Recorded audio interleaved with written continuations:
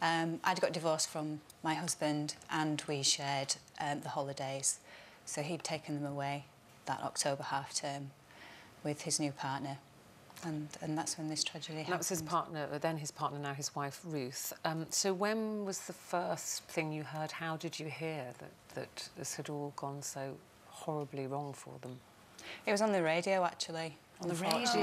Yes. Oh, Sharon. And it's quite poignant, actually, that my dad's a miner.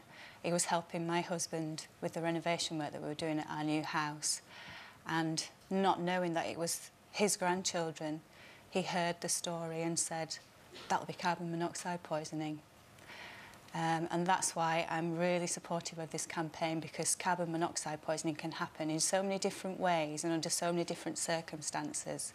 And I think most people are probably aware of gas appliances and the dangers there, but there's so many other ways that we need to look at raising awareness of carbon monoxide. And did you know anything about carbon monoxide? Did you have a monitor at home? Was it something that you ever worried about before this? I didn't have a monitor at home, I've got to be honest. I did know a little bit about it with my dad being a miner, but I hope that in the last 9 years things have changed. I don't know how many people out there have got monitors in their home. I would like to think that I've made a difference through campaigning over the last 9 years, and my aim is that everybody will have a mandatory alarm in their homes. You mentioned 9 years there. That's what they say, justice delayed is justice denied.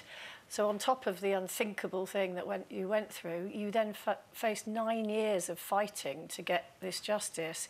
Why did it take so long? We couldn't have the inquest in Britain until all the proceedings in Greece were over. There was many appeals.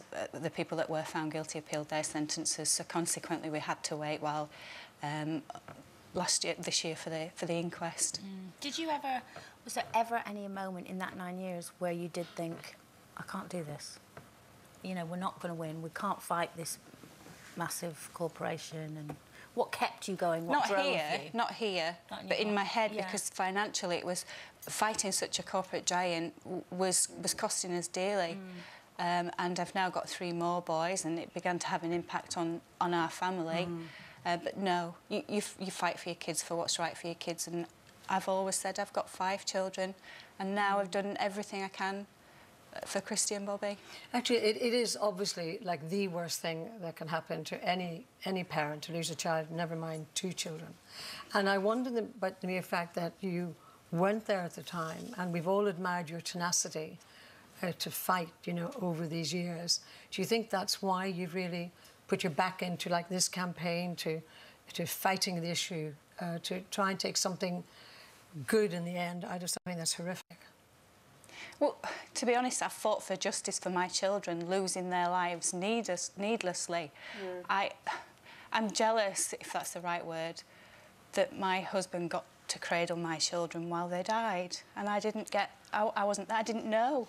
I heard it on the radio. I didn't know my children. You think you will instinctively know something like that, because he and his girlfriend were unconscious as well, weren't they, at the time, from the fumes? They went to the children when they began to feel unwell, and it was a matter of minutes, I'm told, before they were all unconscious. I mean, the tour company, Thomas Cook, excuse me, came under an awful lot of criticism during this inquest. We talked about it here on this show, and they're saying, you know, they weren't culpable, it had nothing to do with them.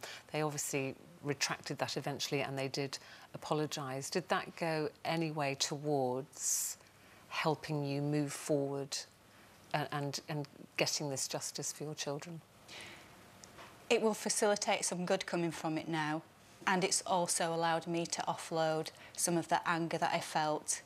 I will work with them because they're an industry leader and they're going to fund it quite heavily, and I think some really positive change can come from it. And a lot of that came from public pressure, didn't it? Social media. You had an awful lot of support. How did you feel about that? Absolutely overwhelmed. I've never been on Twitter or Facebook or anything like that, and I couldn't believe that the public support had done in a matter of weeks what we'd been trying to do for years. Yeah, it is fantastic, and it's such a great thing to come out of it, because when you look at the case, the couple that were in that little bungalow before, they fell ill, didn't they? And that was a missed opportunity. And I think now no one will ever go on holiday and have those symptoms and not think immediately, I now know what this is. And that's because of you. And education as well, to think that a doctor would take blood samples from 2 different families and not associate it to carbon monoxide when that's his profession.